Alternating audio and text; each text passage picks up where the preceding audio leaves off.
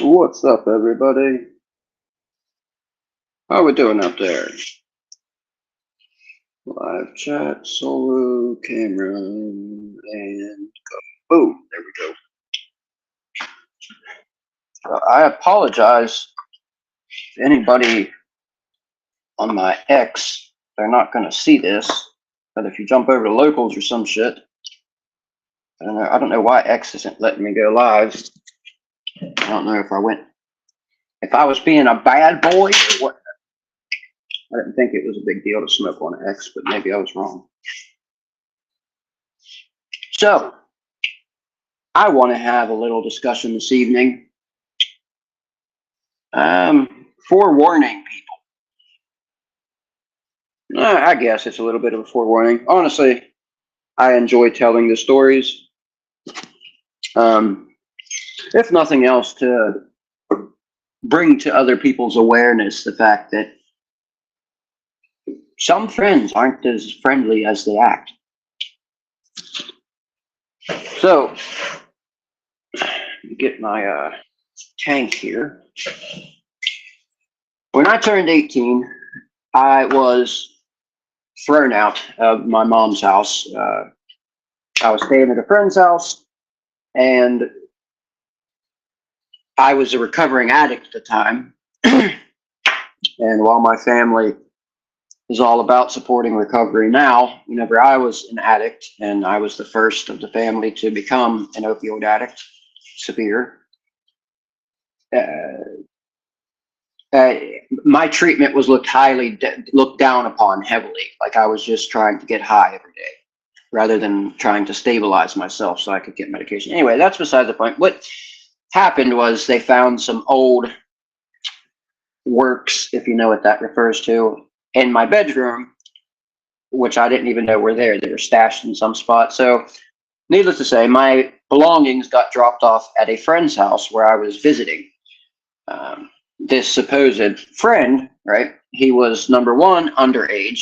Did not tell any of us who were overage that he was underage. He had us convinced he was 18 because he was living at his house by himself because his superior, whoever that may have been, didn't give a shit. Well, I didn't find out that this person wasn't 18 until I was sitting in a police vehicle and was told that I might be getting charged with contributing to the delinquency of a minor. Yeah. How they could do that at 17, I don't know. I don't know if they could. It might have just been a threat. But so what happens is I'm at a friend's house, right? Now, to preface this, you have to understand that we partied a lot at this place. Like it was, at that point in time, it was like the go-to house to party at. Anybody who wanted to party knew that if they showed up there, there was something going on. And that's where I was staying when I got kicked out. Now, mind you, this kid said he was 18, right? And it was this kid, and he was only a year younger than me at 18, but then, and several of my friends from my graduating class. So this guy was just like one under us, but he drank and partied and was like on that level. So we hung out, and he had a house. Well, we got woke up after having a pretty long party week. Got woken up one morning.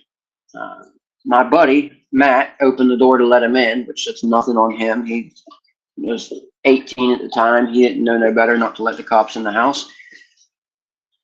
Cops came in, and I got woke up off the couch with a badge in my face.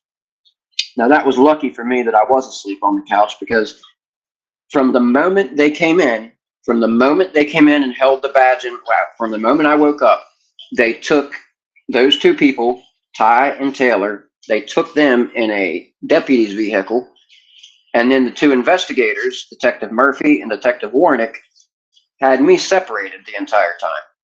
The whole fucking time, separated. Which I thought it didn't register to me because I was waking up. I hadn't even had a cigarette yet, which they didn't allow me to have either. Because they were under the impression that I had committed these huge felony vandalism charges, which they would not tell me why I was even being arrested, why I was being picked up. I continuously asked them over and over and over again, why are you picking me up? Why am I going downtown? And on the ride downtown, I just kept getting answers like, "Oh, you'll find out once we fucking get down here." I said, "Man, this is a hell of a way." I remember at one point saying, "This is a hell of a way to wake up." And they said, "Yeah, this is one hell of a way to wake up, isn't it?" I said, "I don't know what the fuck you're talking about." And I didn't. I had no idea. None. Now, the thing is, I also was under the impression and believed that Taylor and Ty also had no idea what was going on. But years of contemplating the situation and what happened and everything that played out, to preface everything, you have to understand that at this one party a few nights before all of this happened, the individuals that actually committed this vandalism, they showed up at the house out of nowhere. Okay, these two individuals never came to the parties that we had. It was a different group of people. And for some reason, I remember the one night we were partying, I was shit-faced drunk. I was like all over these chicks that were in the house. I was wilding out that night. But I remember specifically these two people came by the house and they came by for a few minutes. I thought they were buying a bag of weed or something. And then they left. I honestly thought they were just dropping by for a bag. What I really now believe, after, you know what I mean, being older and being able to look back on things, they showed up that night. And you'll understand here when I explain it. They showed up that night to talk to Ty and maybe Taylor as well, maybe another individual as well. I don't know. I would hope the other person wasn't involved because he's still a friend of mine. And told them what was going on, that they were going out to do this prank, or that they had already done this prank, and that if anything comes of it, to make sure that I'm the one that goes down for it. It was me. I was bragging about that at the party that night. It was me. I was the one saying the shit that had happened at the party that night, saying that I did those things. What were those things? Keying cop cars, keying "fuck you" into the side of a cop car, slitting a cop's tires, toilet papering the principal's house, cutting the principal's tires, over $16,000 in felony vandalism charges. Now, people that may see me on here may be like, "Oh yeah, that's in character because this guy's a fucking stoner and all he does is get on here and smoke weed." But if that's all you see, I'm sorry, that's all you see. I put out educational content and help people understand the reality of cannabis in today's market. But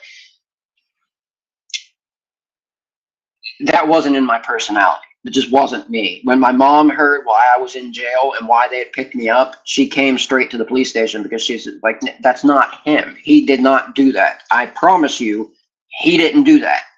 Like I grew up in a generation where if I would have done something like that, my mom would have beat the shit out of me.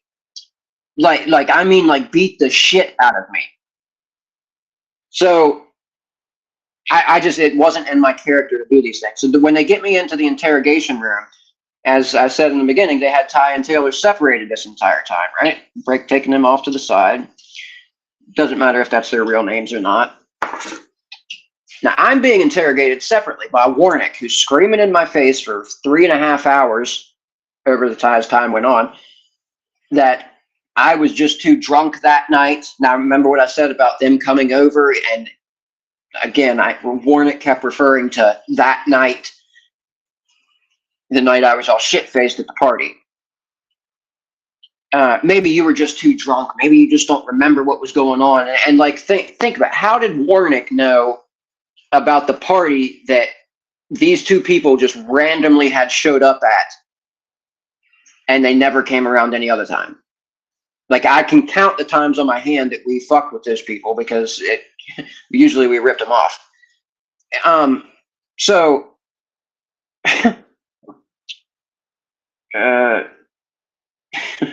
I mean, short their bags, put some seeds in there, whatever. That's what I mean by ripped off. Anyways, so, and the type of people these people are, they deserved everything they got from anything they didn't get from us. Taylor and this other individual are in the back being interrogated, right? Now, about 3 hours in, 3.5 hours in, I'm sitting there by myself in an office because their interrogation rooms were taken up. And I'm just sitting there waiting to figure out what the fuck's going to happen with all this. Because that's what they like to do, is make you sit and ponder on your own thoughts to hope that you'll confess. Well, I will never. I don't care if you try to accuse me of fucking murder. I'll go to prison. I'm not going to take, if my choices are go to prison and under the guise that I did this thing, or still go to prison but say that I didn't do this thing, I'm not going to forego.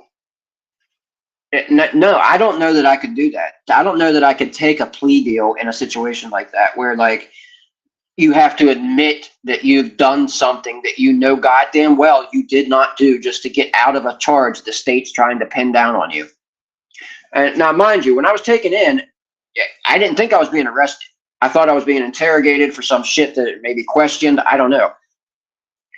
I had to sign my Miranda papers whenever I said, and they made me do that, I said, I thought I wasn't being arrested. Oh, no, you have to sign this just to be questioned. Bullshit, but okay. I signed the Miranda rights, and like I said, about 3 hours in, I look over, Ty and Taylor are being escorted out by a deputy and Murphy without handcuffs on. And as Murphy came by, I seen him like look inside the door and kind of smirk. Then they came in and got me. Murphy came in and got me and says that he has evidence, and he takes me back to the back room where they had them at. And there's a little room off to the side where they had these little tiny televisions that were about this big, like little tiny fuckers. And he showed me the footage of one of them not giving a narrative to the police, but rather showed me footage of them as the investigator spelling the narrative out to these 17-year-old kids after telling them that if they admit that I'm the one that did all these things, and if they tell them the truth, that they get to go home today. Okay? Led them on the entire way. Not one of them said a sentence like, yes, it was blah, blah, and myself in the car, and then we pulled into here and did this and then that. None of that. It was always, Murphy says this sentence, and they say, yes, that's what happened. Murphy says this sentence, yeah, it sounds about right. Murphy says this sentence, yeah. It was fucked up. So after that, they put handcuffs on me and, like smartasses, stand me in front of their fucking, there was this big board in there that had all the drugs on it, and they literally took me and stood me in front of that like I didn't know the fuck off. And took me upstairs, charged me, fingerprinted me, booked me, and put me in the holding cell. Now, when I got into the holding cell, some familiar faces in the holding cell. The individual who did this, mind you, at this point, I had no idea that he was the one responsible for me being locked up in jail in the same holding cell as him at that point. However, he did know. He knew very goddamn well why I was in that jail cell. Which is kind of funny thinking back on the look that was on his face when I came in, not knowing what I did now. But anyways, he was being extradited for theft of some other shit that he committed on the same night, on the same string of shit that they were committing, waiting to be extradited out of state for a theft of narcotics charge. Now, the detectives were under the impression that he'd already been sent out, right? Because they're up in the jail, they're down here in the offices. They thought he'd already been sent out. Well, when Murphy come back and got me, because my mom, as I said, she came into the station when she heard what was going on. She has a history with that detective in particular. He came up to the holding cell and got me thinking he could interrogate me, cuffed up and shit in front of my mom, and I would confess. It didn't work out that way. He slipped up whenever he came up and got me to interrogate me. And as we're sitting there in front of my mom, he slips up and tells me that he has me on security camera footage at Sheetz getting out of somebody's car. Now, I knew for a fact, absolute certainty, I'd only been in this one vehicle a single time, and it was to go to Walmart to buy Mountain Dew and straight back to that house. So I knew he was lying. I was never at Sheetz in that vehicle. So I know I want to see the footage. Oh, well, it's that we don't have the footage. We just saw it. Oh, okay. Well, I'll wait. That's fine. Oh, well, it's going to take a while. I said, that's fine. We'll take a lie detector too while we're at it, because I wasn't there. That's not me. You are lying to me right now. And then, like, you're not going to tell me something like that and me know that you're literally blatantly lying, because I know I've never done that situation. And I'm just going to, like, roll over and say, yeah, okay. So my impassioned plea that I didn't fucking do this at that point convinced him to go back up and get Matt and bring him down to the interrogation room after he put me back in the cell. Now, mind you, when he was talking to me in front of my mom, he also told me that Matt, the last name, is the individual who was telling him all this shit. I don't know why he did that. I don't know if he did it to try to poke information out of me, maybe because, you know, they showed up at the party. Maybe he thought if he threw out a connection that was bringing it, that I would slip up. I don't know what the fuck he said that for, but I said, yeah, you know, he's in the holding cell upstairs with me right now, right? So then, of course, they wouldn't put me back in the holding cell with him. They put me in a separate cell. I should have kept my fucking mouth shut, but I don't know. That would have probably not been good. He put me in a separate cell. And it was honestly the best that I did say, hey, I'm upstairs in a cell with Matt, because that convinced him to go get Matt and reinterrogate him. And finally, he confessed that, no, I wasn't responsible for this. I had abso-fucking-lutely nothing to do with it. I was just their scapegoat. And Murphy come in at about 3:30 in the morning. Mind you, I got picked up at 11 a.m. the day prior. Come in at 3:30 in the morning and handed me my belongings in the jail bag to put your shit in. And I had never been in jail, wasn't familiar with the process. I said, so am I going to the commissioner, or what the fuck's going on now?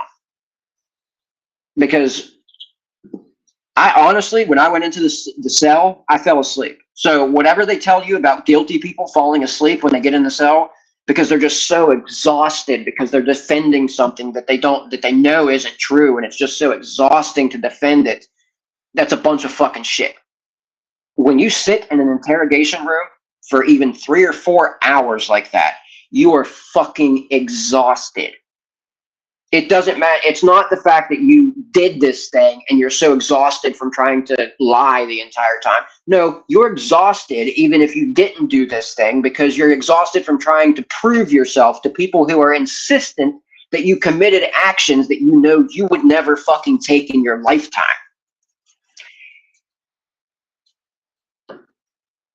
I felt like I was going fucking crazy. Like, they put me into the cell by myself, and I remember I like did some push-ups. Yeah, I know it's kind of like haha funny, right? But I didn't know what the fuck else to do. I was like, I couldn't sleep at first, so I tried to like do something to keep myself busy, and then I fell asleep. And yeah, but needless to say, when they came back in, they were quite they were a whole lot nicer about things, put it that way. And I don't know why that shit happened. I have no idea. I don't know why those boys thought it was okay to use me as a scapegoat to pin their criminal activity down on me.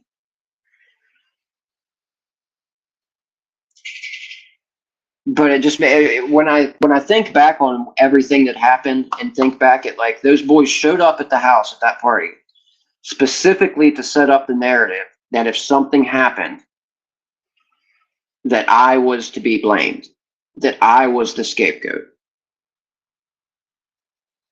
And these kids, these boys who were supposedly only a year younger than me, were supposedly my friends that I was living with, were willing to, knowing I did nothing, that I had no involvement, were willing to throw me under the fucking bus. Mind you, the person who was their fucking weed connection. You know, they weren't getting the pot that was in the house.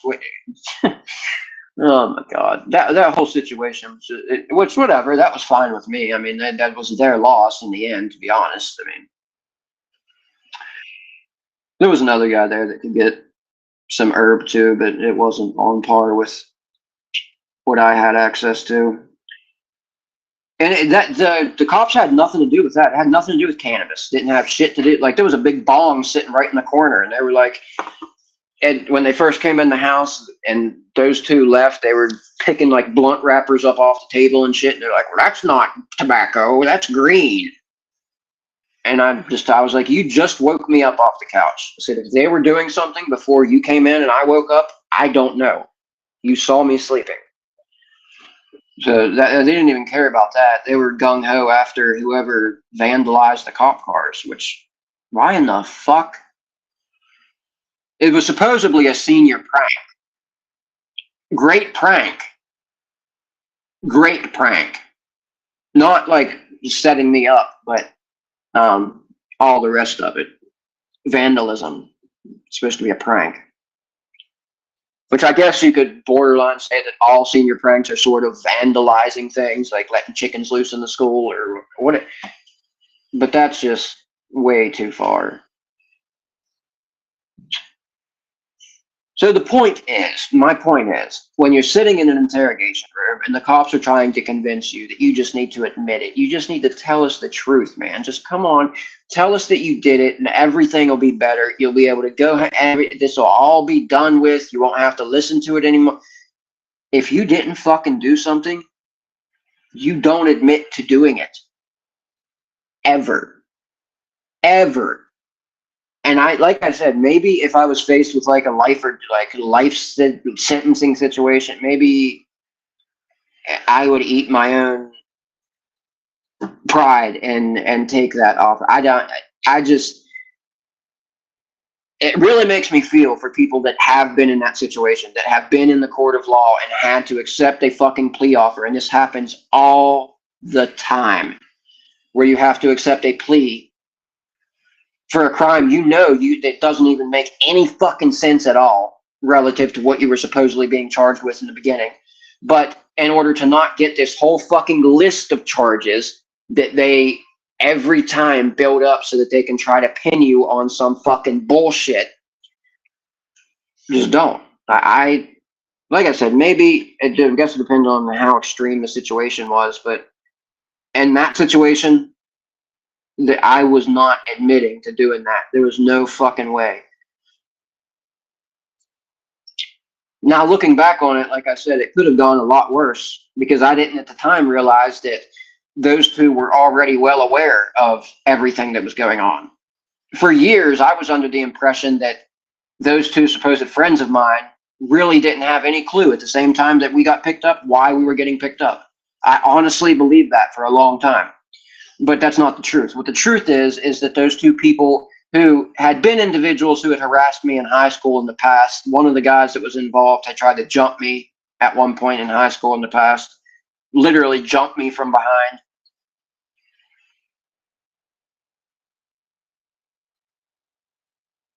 So I should have seen some red flags, but yeah, I thought it was friends. I thought I was amongst friends. And that's the point. That's the point I want to make to people, is that it doesn't have to be your worst fucking enemy that's going to take you down. It's going to be some stupid situation where you're out fucking around with your friends and somebody does something dumb. And then the nice guy, the person who is always there for the people in the friend group, the person who nobody expects, is the one that they will scapegoat. And many times that individual doesn't have the wherewithal to hold up themselves in those situations, in an interrogation situation, because it's not fucking fun. You get dissociated. I started thinking to myself, did I really do this shit? Is it possible that I blacked out drunk? Like they had me, by the time I got put in the cell by myself, they had me questioning whether I actually had done some sort of vandalism and didn't know. So when he brought me my stuff back, though, he took me down to the vehicle. It was 3:30 in the morning. They drove me back to my mother's house, which was 15 miles outside of town, 10 miles outside of town. And as they were taking me back home, the other investigator was going to pick up the other individual who was the person who tried to jump me earlier in high school, to bring him in on the charges, as he was the other person involved in all the commission of all these crimes. Pretty fucking crazy shit. Literally the only time I've been arrested, charged, booked, all of it. And it's not on my record. None of that shit. Because in the holding cell before I walked out, I told Murphy, I was like, no. I don't want it to show. I said, I'm not talking about it's not going to show up as in. It shows that I got picked up on it, and then you have to click on it and go into it and figure out that I wasn't charged for it and blah, blah, blah. And I said, no, I don't want this shit on my record. Like, it should be gone. I didn't have anything to do with this. You guys were wrong. You guys fucked up. It doesn't show up anywhere on. You look up. Well, you don't know my name. If you know my name, you can look up my judicial record in Maryland, and it doesn't show up on there. What's fucked up though about the judicial record system is that when they do background checks, most people, when they do a background check, all they do is open up the initial page and see what cases you have, but they don't open them up and see what the outcome of the case was. So you have domestic violence. Domestic violence. Doesn't matter that they were both thrown out of court for lack of evidence, but you have a domestic violence charge.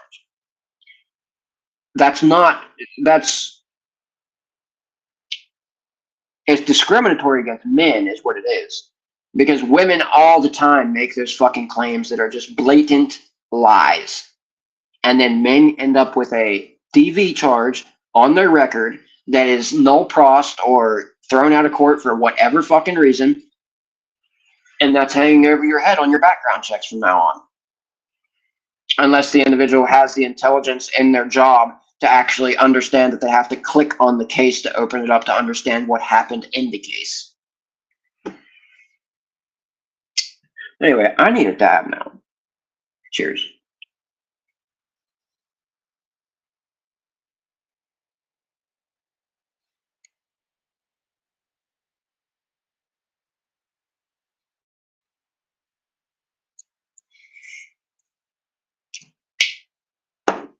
Let's reload it. Shall we?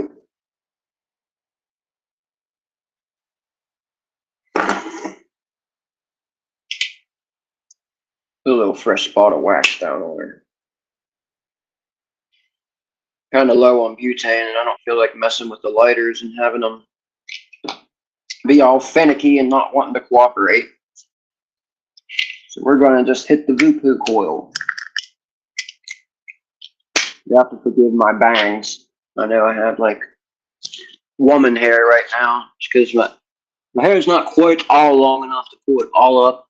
Like that falls down every time I pull it up. So yeah. Who knows? Maybe it'll get me a job. Maybe it'll think I'm a little bit of a leftist with my bangs down like that, and I won't have to even admit to it. I'll just be like, yep, that's what I am. I wear bangs and my hair is long, and DEI initiative, hire me now. I am not a white man. I am a white man with long hair and bangs. So can I be like fluid gender? Does that count? Even though I don't, like, if my hair is long and I don't know. I'm honestly thinking about claiming something, honestly, for real, on my applications, because I don't know how the fuck else I'm gonna get a job. I mean, I'm not even joking. I'm not even joking a fucking little bit. I have non-competes working against me from the cannabis industry, so I'm pretty much fucked on that front. Which, honestly, I feel like screaming at the top of my fucking lungs from the top of the White House how fucking unfair this shit is. that individuals who were people who maintained and helped upheld the legacy market and make it what it was are now individuals who, if you're not caught up and pulled up in the first round of individuals making $100,000 off of their talent, then what you're left with is being somebody who goes in and you're expected to not know anything, not reveal your knowledge, not spit your knowledge. You were supposed to come in, pull the levers, push the buttons, twist the knobs, and not ask what is doing what, because that may be a liability to their proprietary blah, blah, blah, even though they don't have any fucking thing at all whatsoever that's proprietary, and I would love to see otherwise. You know, maybe there's one company here or one company there that might have some, like, but as far as the entire industry claiming all of the non-competes, claiming that they have to have non-competes instituted, and the really sick thing is that it's not all of like industry like in skincare and this and that. It's cannabis industry in particular that is fighting the FTC on instituting these non-competes. It's fucking disgusting. As of April 23rd, 2024, the FTC came out and said, look, the economy is bad enough. Job hiring, job employment is bad enough. Stop with the non-compete. We need to pull that back for now. No, no, no, says the cannabis industry. That would create a chance for a little bit of open competition, and we can't fucking have that. We're in control, and we can't lose that control right now. So no, that's not happening.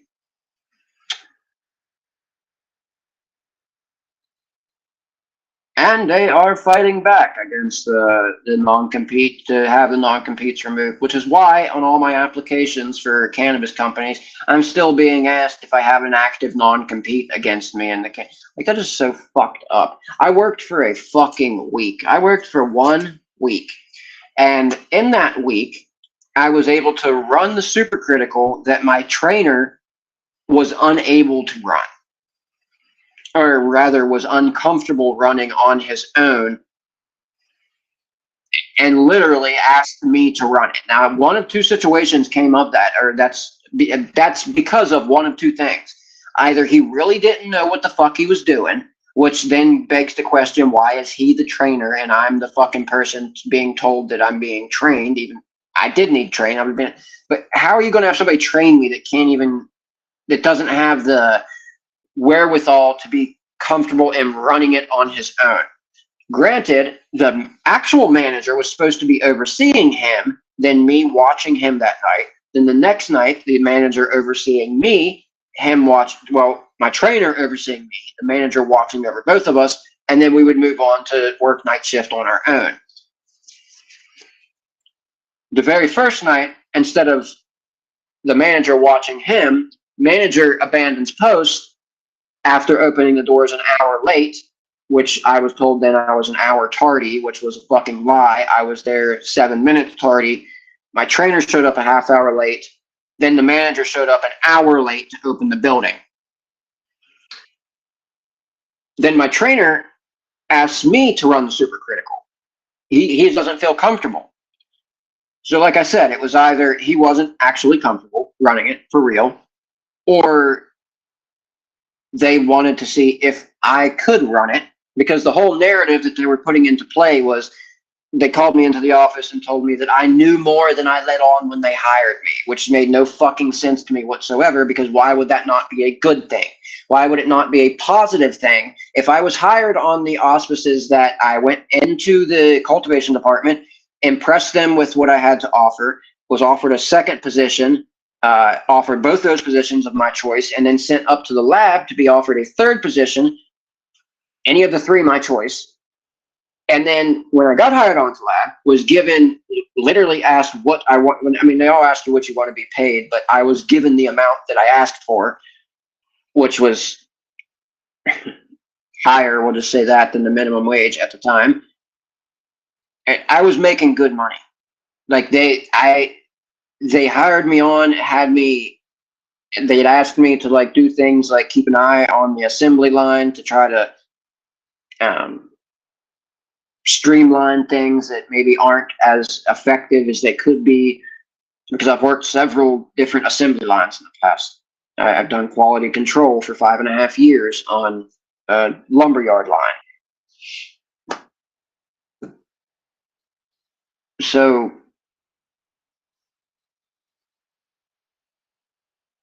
it drives me crazy that it is the way it is. I don't understand why more people are not up in a roar about the fact that if you work at a cannabis company and you leave there, that's it. Until your non-compete runs out, you are not working in the cannabis industry again. And that might be fine for some people who just want to experience what it is to be a bud tender for a minute. But there are some of us who, this might sound stupid, but I have studied cannabis my whole fucking life. Since I was in high school. That's what I wrote my research papers on. That's what I did my college presentations on, was the legalization, how it's rolling out across the United States, how the illicit cannabis in the United States is actually 75% of legal product out of California, how California was controlling, operating 25% of the world's cannabis market. All kinds of shit. Just, I've been studying it for a long time. And I thought that when we went legal, I could make cannabis into my career field. But the industry where I am at now, where I live at right now, which I may just have to move. I don't know. Like, they literally move states. Because I'm not letting this ruin my chance at doing what I want to fucking do. Just because these fucking millionaires are in the state paying millions and millions and millions of dollars. And I'm trying to take other avenues. I really am. Like, I'm doing my own content there on locals, attempting to, although yes, it is discouraging, and sometimes I take too long of breaks in between things, and because, as I said, it can get quite discouraging. Only because, like, on locals, I have followers that one here, one there, every few days. It depends on how hard I push the content out. And you have to balance pushing it out with spamming people. So there's that. But it's like, I can't get my content out on Facebook. My shit's shadow banned on there. No matter how many, I have no idea how to navigate it. I've tried not saying cannabis. I've tried not saying weed. They grab my fucking posts that have nothing to do with cannabis or weed and tell me that I'm breaking community guidelines, trying to get followers in a way that goes against community guidelines. Like, literally, I posted one post the other day. It was an article that I shared from an outside source, and I got hit with a restriction because I was trying to gain followers in a way that was against community guidelines for sharing an article. That's it. Not even to a group page. It was just to my page. And as soon as I posted it, I got a warning. Like, immediate. It did. Like, I don't even know how the fuck it happened, because as soon as it went through and the post showed up on the page, couldn't even see the image on the post before the warning thing popped up that said that I had a restriction. It's almost like you put a coin in and that's what you get back. And then, just to prove a point, I went live and showed that that's exactly what happens every time I go live. See, if you go to my live right now on Facebook, you'll be able to watch me and hear me speaking just as I am right now with a slight latency.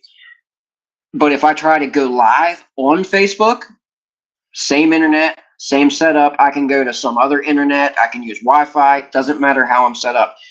It will tell me that it's buffering every 15 to 16, 20 seconds, somewhere in there. And then it'll buffer and tell me I have a low speed, even if it's Wi-Fi, even if that's just what it does. Why? Why does it do that? People that don't, and it may sound, I don't even care anymore, because if you don't understand it, then that's not, honestly, it's not on me. It's more so on you. But the whole fucking point of it is are you going to sit and watch for 45 seconds while the screen is just buffering, or while the person is just glitched out, frozen on the screen? I'm not sure what the other end sees. But on my end, it shows a little buffering thing and says that it's trying to reconnect. But as I said, I have no problem streaming to Rumble, Locals, YouTube, Twitch, fucking Facebook. It's not streaming to X right this second, but streaming to all those platforms, no issues whatsoever. But no. Facebook, they do not shadow ban, do they? Not as bad as Instagram shadow ban rules that they have in place now. If you go to their wherever their rules and regulations are, there's one point you can actually, they wrote in there, it's at the bottom of the page, I know that.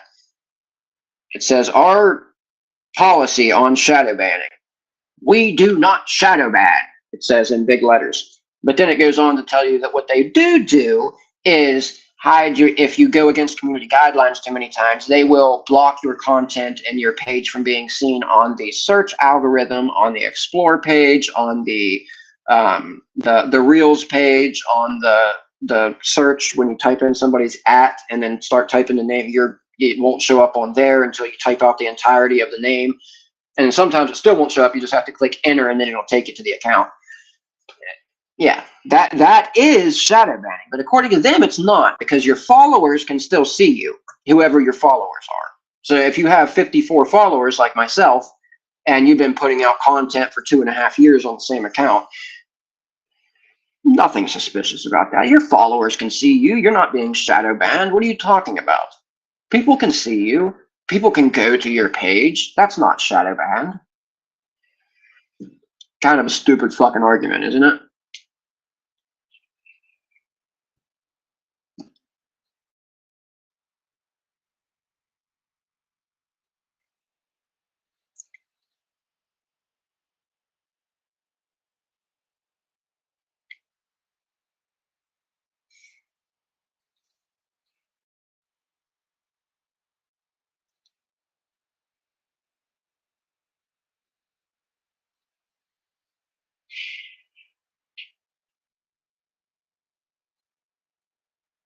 Oh, this stuff's so tasty, even through the coil. Get more of a lemon taste out of it through the coil. Kind of like a mango-y lemon.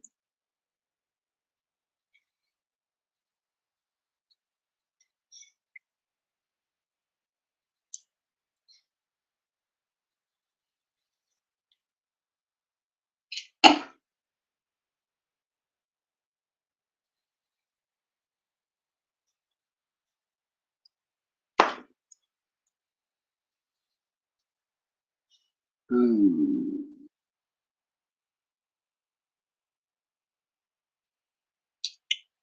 I really do like using this thing. I've got another coil over here too. It's loaded up.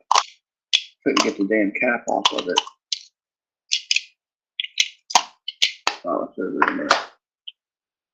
It'll stay in. Check this shit out. The coils actually fit in the same size hole that my bangers fit in. So the holes in this banger holster my uncle made me, there's a size for 14 gauge. But the coils for the Vupu slides right down in the hole too and sits in there perfect. Pretty chill. Yeah, buddy. I like that little holster.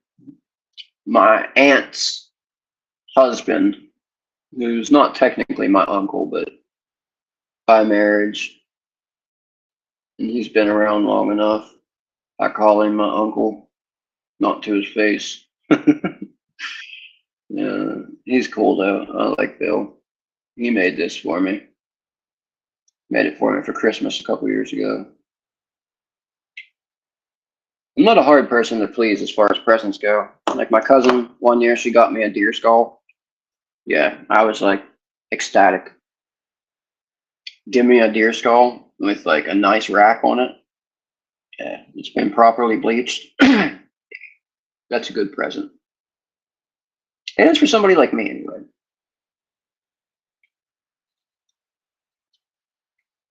Plus, I know if it comes from my family, one, it was either a skull that was harvested, like gathered from a carcass outside, and properly treated, or more than likely it was actually utilized for food source. Because where I come from, everybody hunts. Not everybody, a lot of people hunt. I think it's gone down a lot since it used to be, but I guarantee you, my hometown's one of the few places left where people are still really, really, really big into hunting. Like, take time off school to go hunting on hunt, yeah, that kind of stuff.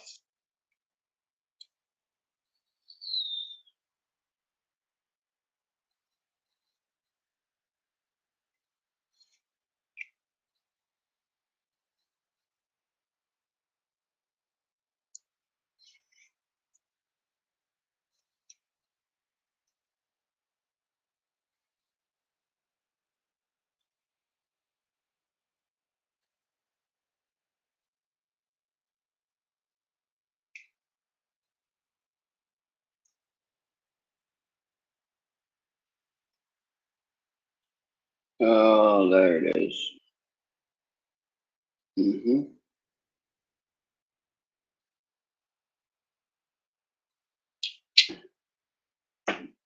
This stuff offers the best of both worlds. This is guava fig crossed with purple punch. Um, Guava fig, not positive, but going by the nomenclature, guava. I don't know what the fig, where the fuck that comes from. That's a strain I'm not familiar with at all. But guava, likely, there's a South American, it's not landrace, but it's close to landrace genetics. It's guava. I don't know if that's what they're using in there. I'll look that one up when I get off here tonight. I'm not even sure if I can find this strain, if it actually is a strain on the market, or if this is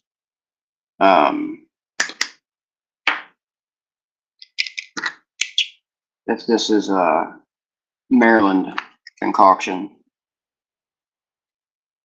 which I wouldn't even, it would not surprise me if it were a Maryland concoction, because if you look at the print where it says guava fig X purple punch, if you look at where the X is, it's right beside the fig. There's no space between the G and the X. You know, it's hard to see on there, but right below my finger right there, that's guava. The word fig's right next to it. That little blur next to fig, F-I-G, is the X, which means they typed that in there and I forgot to hit the space bar. Yeah, I don't know why, but that makes me, it just makes me think, I don't know, it's just a weird cross. It makes me think it'd be something that they would just come up with. I don't know.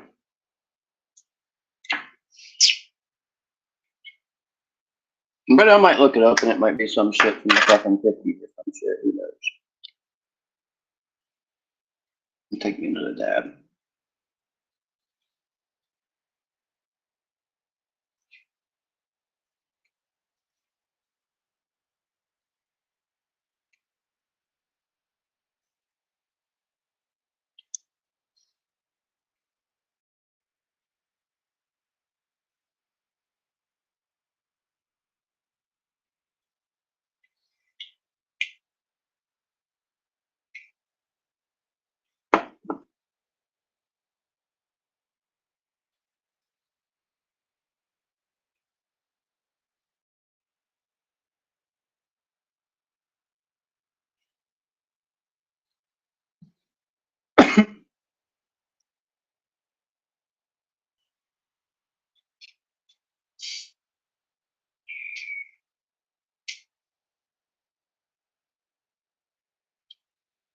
That one, that one.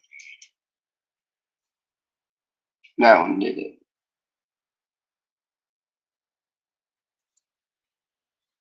That one stupefied me. Hits me in the eyes hard. When I first blow those out,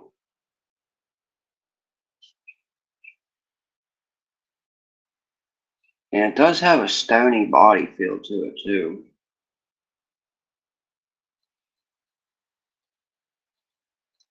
But it's also like it is very much so alert and in the beginning, in the very beginning. And well, no, it creeps up on you. The alert, like almost jittery nature of sativa sort of like creeps up on you from a immediate psychoactive like punch from the beginning. But then that sort of jittery nature that creeps up on you a little bit over a few minutes. And then it's sort of a heady, very psychoactive body feel that fades into like a more narcotic like body sensation, relaxation, sedation that like fades into a weed nap. It's a good way to describe that one, I think. It's a complex buzz, that's for sure, in my opinion. It's got a very complex aromatic profile too, like it very, very complex. The levels of it, layers of it. It's got like a glue smell. There's like a slight, somewhat pine sol. There's a weird gassy note to it. Maybe it's not even gas. Maybe it's something else. And a hella like big time glue aroma. And there's the lemon, which also has like a rotten kind of mango-y pull to it. And then you have the piney, the piney smell, which is sometimes a little hard to separate from the lemon. Sometimes it seems like it just sort of alters the way that the lemon presents because they're so close in the way that they smell in a way. Pinene and limonene.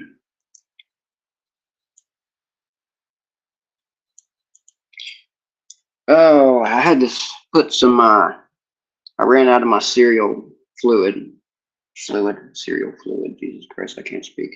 I ran out of my cereal oil, so I'm smoking some vanilla cupcake in this. I was scared at first because I couldn't tell if these were Nick salts or and I do never hit a Nick salt out of a sub-ohm stick. Very, very bad idea. Don't ever do that. And I don't care if you're a kid and you think that you just don't do it. You send yourself into cardiac arrest. Seriously, like you have a fucking heart attack. I hit a 50 Nick salt out of this when I woke up one morning. And you know how you like need the nicotine when you wake up? It dropped me to my fucking knees. I grabbed a hold of my dog and like I had my shirt off, so I had to like pull my dog close to me to like ground myself and like pull myself back down to not exploding my heart or something. I don't know. You know what I mean? I was trying to like ground myself and pull myself back. Not a good idea. But yeah, this is just 24 milligram oil.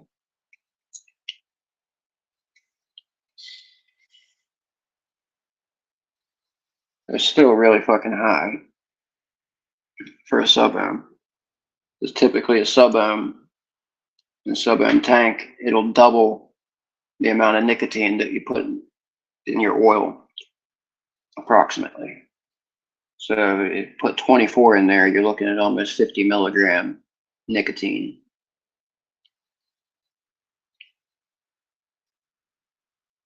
So I don't think these are salts. I gotta ask my girlfriend when they got these.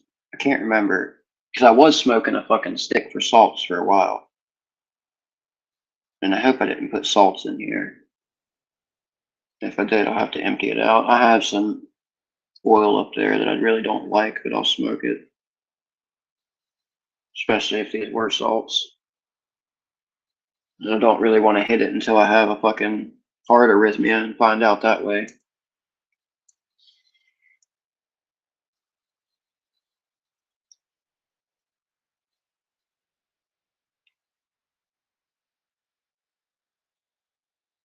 It doesn't seem to be hitting me with that like pulsating fucking hardcore nicotine overdose feeling.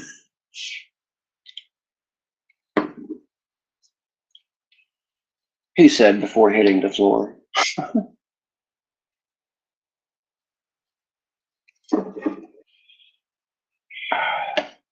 Tea. I drink a lot of fucking tea. Does that count as drinking water, Gen Z? What is up with Gen Z and drinking water? For real, what is up with that? I don't understand that. I never really did understand that. Like, I mean, yeah, it's very good for you. Obviously, it's healthy, but like, I just don't understand. Like, they're like hardcore about like water bottles and always having their water with them. And we just use water fountains and got stuff to drink when we wanted it. That's what I do. And oh my goodness, I swear to you, if I have any more little Gen Z people comment on my videos, I get silly in my videos sometimes. I get silly on here sometimes. I take on my bloodshot koala personality in my videos, which I just act silly. I convey the points and I try to be silly to keep people's attention so that they'll listen to what most people consider really fucking boring shit. But then you have these fucking Gen Z idiots that are like, TikTok is the most toxic comments, man. And it's not just my page. TikTok is just fucking toxic with the comments. People get in there and like just awful shit. Like shit that nobody's saying to somebody's face unless they're asking to get their fucking teeth knocked out. Like the stuff that people say on there is like, and then it gets dismissed as like, oh, it's just toxicity. It's just the internet, man. That's how it is, man. It's like, yeah, we know that, but like, are people really that fucking like you? I just don't know. Like I can't see myself doing that. Like just creating burner accounts and just fucking with people. Just saying mean shit, and not trolling like to be funny or anything. Or I maybe they think they're being funny. I don't fucking know. It's not funny. But yeah. And then most of the time, all of their insults have to revolve around looking like a crackhead, or you're a crackhead, or you smoke meth, or like get a goddamn idiots. And this one little fucker earlier on, they said, I don't know whether you do meth or fetty, but whichever one it is, you need to do more.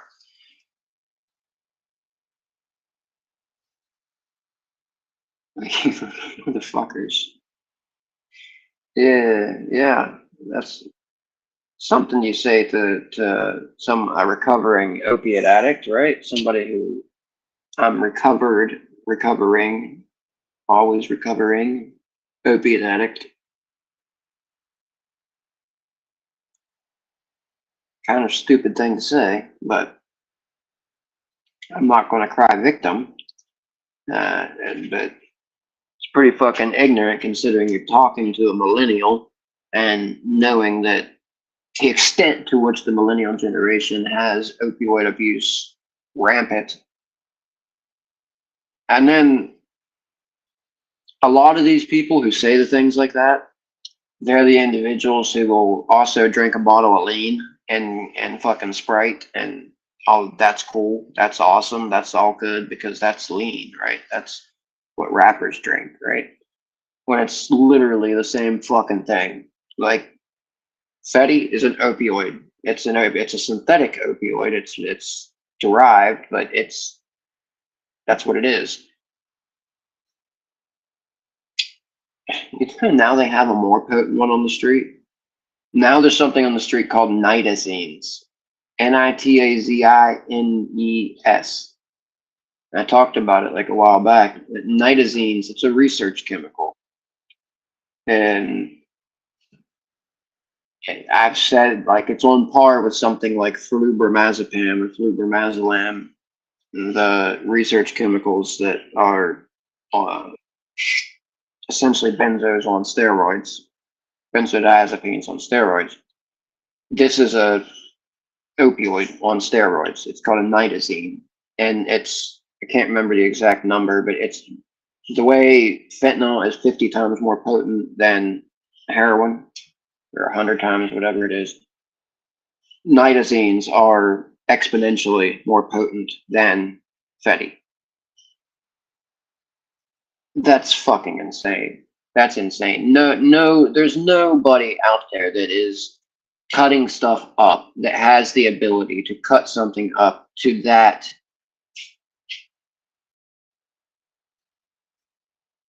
Like, I don't even know I don't even know how the fuck you would do that.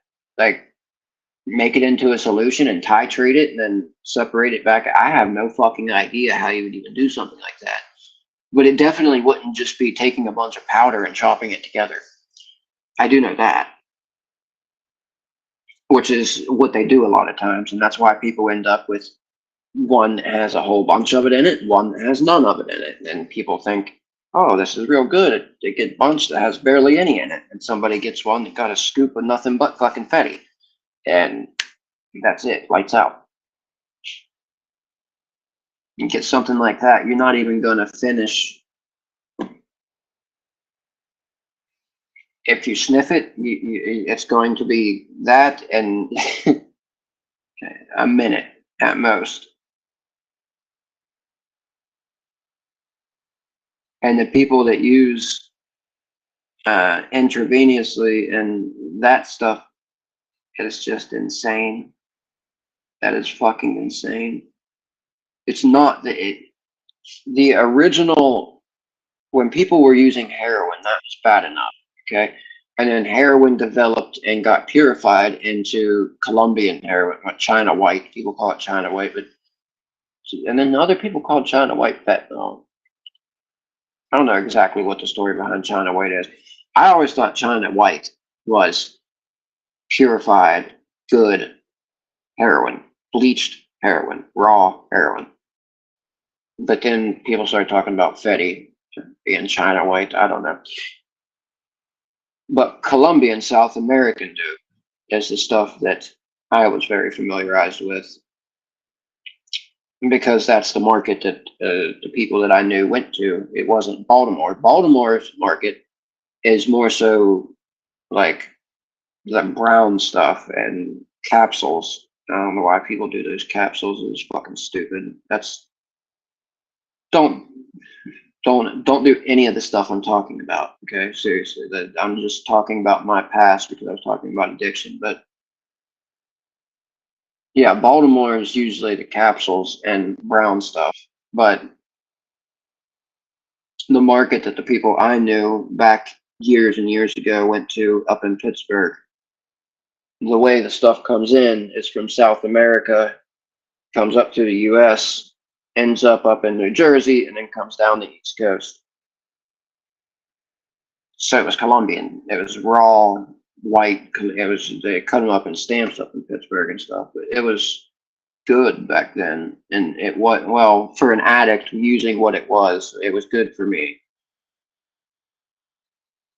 And it was dangerous back then. I mean, people were overdosing and unaliving back then. Like that was bad enough. Just getting a batch that was just a little bit stronger or something, you know what I mean? Or now it's just fucking insane. And the fact that that stuff is being put in cannabis on the streets, and that doesn't even make sense to me. Like that honestly doesn't make sense to me. Why would you put that in cannabis? Like, even as somebody who is like making money on the down low, why would you put that in cannabis?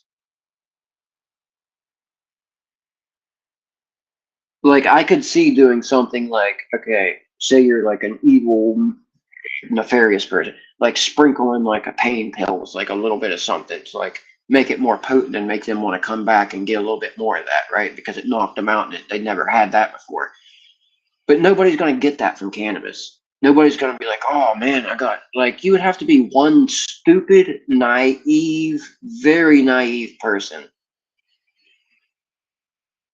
to think that the effects of fentanyl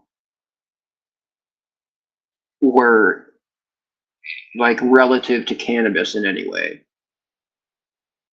That's what I mean. Like, it just doesn't make sense.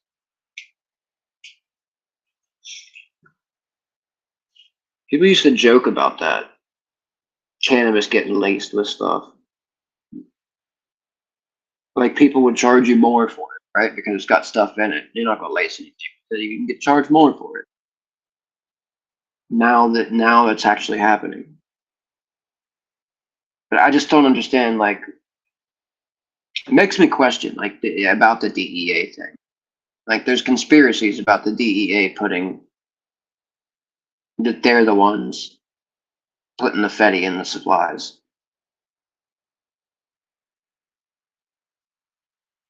Maybe. It's possible. We know that the government has confiscated heroin off the streets and mixed it, sold it back out onto the streets. Cut up. There's all kinds of conspiracies about that stuff. Hell, there's fucking movies about it.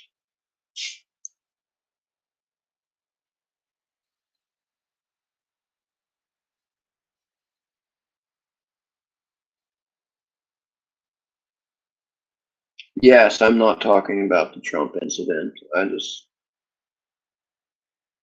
taking a break and chilling. I'm gonna hit my stick one more time and then I'll bounce. Bouncy, bounce, bounce. Yes, I said bounce, you fucking Gen Z kids, you fucking cringe. Oh, yes, I am. I am cringe as fuck over here. After you turn like 32, you don't really give a shit about being cringe. This thing's being finicky as a motherfucker.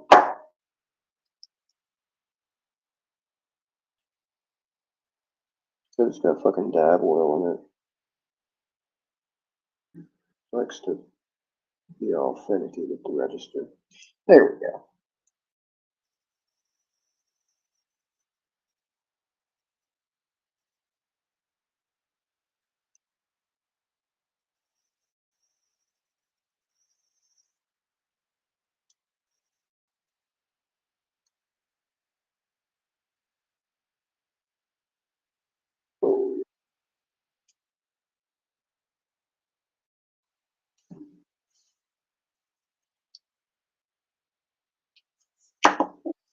Look at it.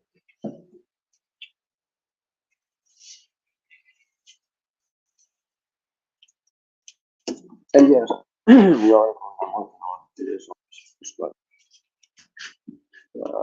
I think maybe not. I might work on it a whole lot more. Hard to tell. But it's in progress. So take it easy.